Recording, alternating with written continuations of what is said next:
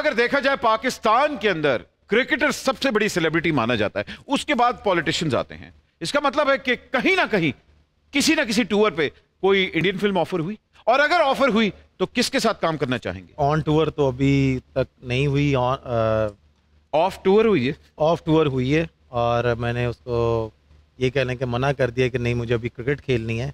लेकिन अगर पाकिस्तान से एक फिल्म ऑफर हो जाए, जवानी फिरनी यानी पार्ट 3, तो क्या इरादे हैं? नहीं, जब क्रिकेट छोड़ूंगा उसके बाद सोचूंगा, वाइफ से, वालिद साहब से, फैमिली से पूछूंगा, अगर उन्होंने परमिशन दे दी तो फिर ज़रूर करूंगा। देख लो, रात 9 बजे के बाद भी बाहर रहना पैंदा है, इजाजत मिल जाएगी? इसलिए कहना कि मैं पहले उनसे पूछ लूँ।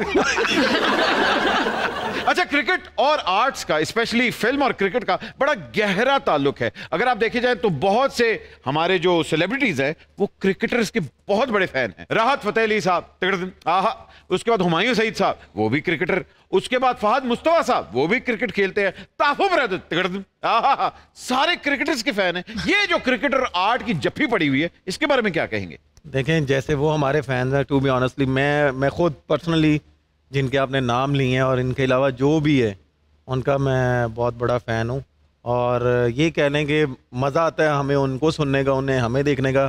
तो अगर देखा जाए तो हम लोग एक ही ट्रैक पे हैं और पाकिस्तान का नाम रोशन कर रहे हैं।